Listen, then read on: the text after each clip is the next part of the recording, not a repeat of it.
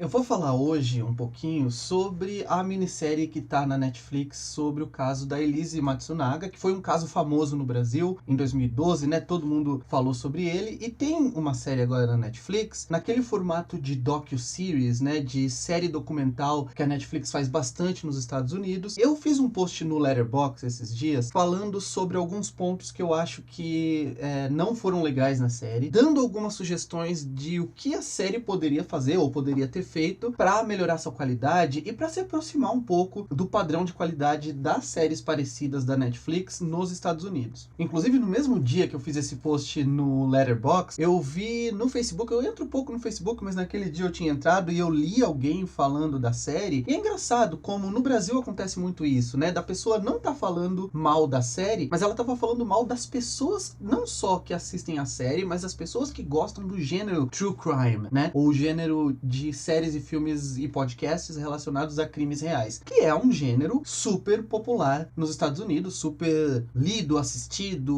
ouvido, etc. E inclusive lá, as discussões sobre o que faz a gente gostar desse tipo de série, o que cria esse fascínio com criminosos, né, com psicopatas, com serial killers, com crimes reais, e a discussão é muito interessante, porque tem vários caminhos que as pessoas apontam e que fazem muito sentido. O meu favorito deles, é claro que é possivelmente uma combinação de todos, né, que tem sido discutidos, ou de vários deles, mas a minha favorita é a possibilidade evolutiva mesmo, né, de a gente ter essa tendência de gostar e de ter um fascínio, ao mesmo tempo que a gente tem repulsa, né, por crimes hediondos, porque a gente tem aquela sensação de que tá se protegendo, né, de que tá sondando o inimigo, sondando os riscos que a gente corre para não cair neles. Então, existe um fascínio, né, a gente é fascinado por esse tipo de situação. É o mesmo mecanismo que faz, por exemplo, né, quando tem um acidente na beira da estrada, o pessoal parar e ficar olhando, eu acho que tá relacionado. E como eu falei, nos Estados Unidos, principalmente a Netflix, mas a HBO já fazia isso também, ainda faz, enfim. Tem vários canais que são especializados nessas docu-series, né, minisséries de poucos capítulos, né. No caso da série da Elise Matsunaga, que se chama Elise Matsunaga Era Uma Vez um Crime, são 4 episódios. As americanas costumam ter entre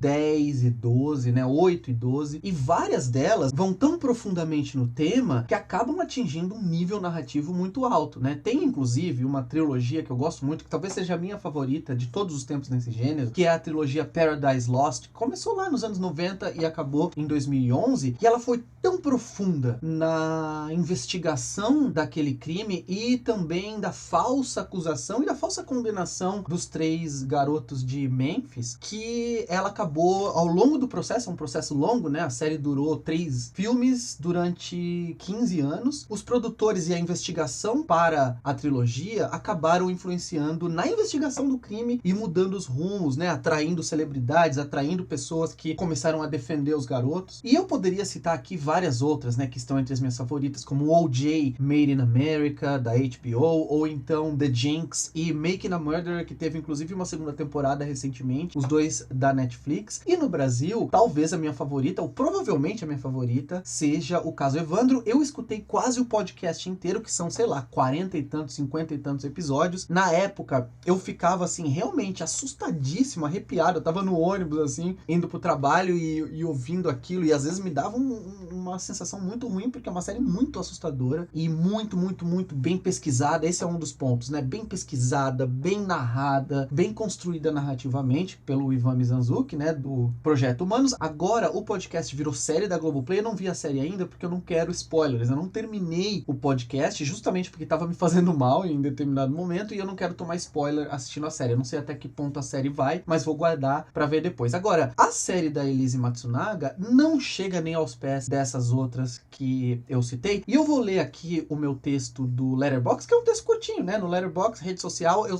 coloco sempre algo curtinho, mas eu vou ler e ir comentando com vocês pra explicar um pouquinho por que eu acho que a série não é boa, o que falta pra ela chegar no nível dessas outras, né? Principalmente das americanas e também do caso Evandro aqui no Brasil. Então eu escrevi assim, ó: tá, valeu mesmo a intenção. E eu acho que valeu, eu acho que é uma série bem intencionada, apesar de alguns momentos, né, ela ser um pouco sensacionalista demais, mas eu acho que dá sim pra gente ter, pelo menos, no mínimo, acesso inédito a Elise falando, né? Então, eu acho que esse é um dos atrativos principais desse tipo de série, quando a gente tem acesso aos assassinos, tem acesso aos culpados, aos acusados em alguns casos, né, justamente ou injustamente, e algumas vezes a gente não sabe, como no caso do Making a Murder, que até hoje me assombra, né, de ficar pensando, caramba, o que aconteceu naquele caso bizarro. Mas pelo menos aqui a gente tem acesso a Elise, a gente consegue ouvir ela, ou pelo menos, né, ver o reencontro dela com as pessoas da vida dela ali, com a avó. Então eu acho que valeu mesmo a intenção, apesar de alguns pontos que eu vou colocar aqui. Continuando,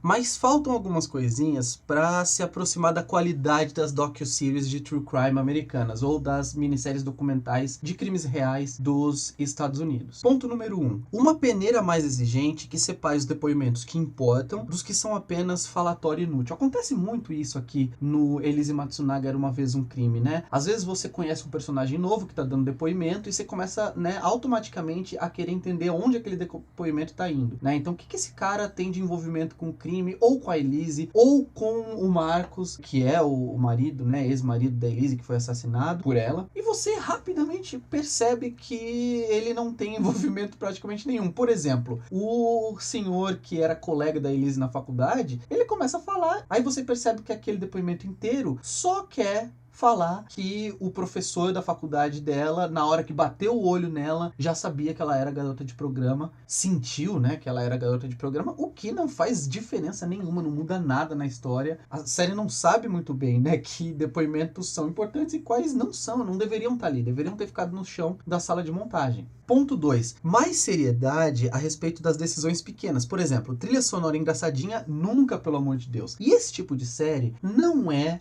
um tipo de série em que o alívio cômico seja bem-vindo. Não é. Você tá lidando com crimes reais, pessoas que sofrem até hoje com aquela situação. Então, tem muita controvérsia em relação ao true crime? Tem, como eu falei anteriormente, os motivos que nos atraem a esse tipo de história, e também, eu não falei ainda, mas as consequências éticas, né? A gente realmente tem que questionar e discutir até que ponto o filme pode ir, até que ponto esses filmes são saudáveis, essas séries são saudáveis, até que ponto elas cruzam o limite, né, da privacidade dos envolvidos. Tem várias discussões que são válidas, mas uma coisa, independente de qualquer coisa, não pode acontecer, que é transformar, mesmo que seja pequenas partes da série, em momentos de alívio cômico, mais engraçadinhos, mais com aquela musiquinha mais descontraída. Isso não pode acontecer, isso não cabe no gênero, porque é desrespeitoso e tira totalmente a função da série. Ponto 3. Um preparo maior dos entrevistados para evitar performances exageradas. E uma montagem, claro, que elimine esses momentos mais histriônicos. Então o que acontece muito aqui é que você vê claramente alguns entrevistados que estão, de uma maneira muito evidente, performando para a câmera. Isso é inevitável. Em documentário, né, tem alguns cineastas que lidam muito bem com isso, como o Eduardo Coutinho, por exemplo, que ele entende que num documentário ninguém é real. Todo mundo está interpretando, de certa forma, uma versão de si mesmo para a câmera, e todo mundo quer aparecer bem na câmera, né? Todo mundo quer aparecer como uma pessoa razoável, como uma pessoa inteligente, como uma pessoa que sabe se expressar de uma maneira eloquente. E é claro, isso vai desde a Elise,